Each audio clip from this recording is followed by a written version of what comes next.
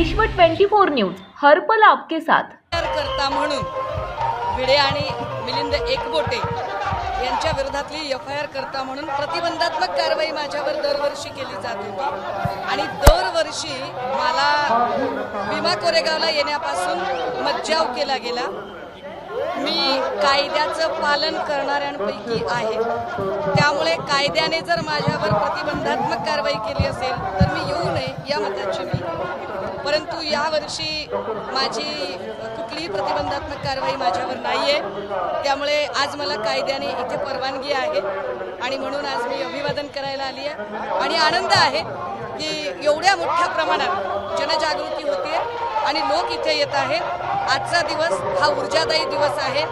वर्षाची सुरुवात ही एका ऊर्जादायी दिवसाने आणि एका अशा स्थळाला अभिवादन करून जिथून आम्ही जातीवाद, विषमतावाद, अन्याय, अत्याचार या प्रत्येकाच्या विरोधात लढण्यासाठी तयार आहोत। करणी सेनेने असं सांगितलं आहे की हा स्तंभ पाडण्यात यावा आणि हा संपूर्ण जो कार्यक्रम आहे तो थांबवण्यात यावा असे करणी सेनेकडून सांगण्यात आलं आहे। नाही, करणी सेनेसारख्या चिल्लर लोकांवरती मला काहीच बोलायचं नाहीये। हा, पण यांचे जे बोलविते धनी आहेत ना, जे RSS आणि सरकारमध्ये बसलेली भाजप आहे, या भाजप मधल्या सरकार म्हणून असणाऱ्या, जबाबदार असणाऱ्या कुठल्याही एका प्रतिनिधीने हे वक्तव्य करून दाखवावे, मग आंबेडकरी जनता काय आहे ते इथं दाखवलं जाईल। बाकी आम्ही करणी सेना वगैरे गिनत नाही कोणाला। सरकारी मंत्री या ठिकाणी कुणी आलेला नाहीये। सरकारी मंत्री येणं अपेक्षित नाहीये, कारण सध्याचा जो काळ आहे, महाविकास आघाडी सरकारच्या काळात सगळ्यात पहिली मानवंदना सन्माननीय अजितदादा इथे येऊन देत होते।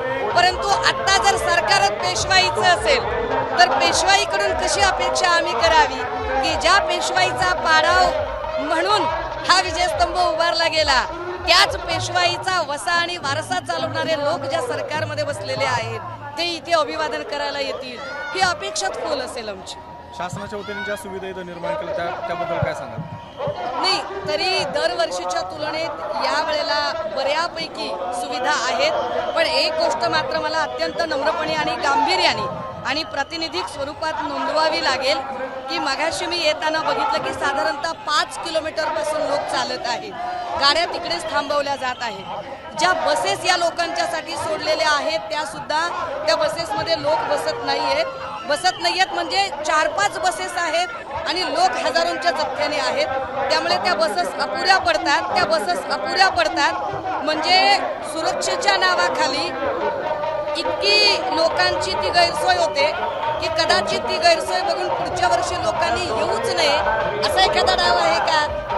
म्हणजे लोकांना इतक्या जाचक पद्धतीने तुम्ही बंदोबस्ताच्या नावाखाली असं काही करून ठेवता की लोकांना येणं त्रासदायक होतं। बाकी इथलं नियोजन जे आहे, मग ते बार्टीचं असेल, इथल्या लोकल कमिटीचं असेल, इथल्या एकूण ज्या आंबेडकरी चळवळी या पक्ष आणि संघटनांनी केलेलं नियोजन आहे, हे नियोजन मात्र अफलातून। राज्यातील महत्त्वाच्या आणि आपल्या भागातील ताज्या बातम्या पाहण्यासाठी आजच आमच्या विश्व 24 न्यूज चॅनलला यूट्यूबवर सबस्क्राईब करा आणि बेल आयकॉन प्रेस करा।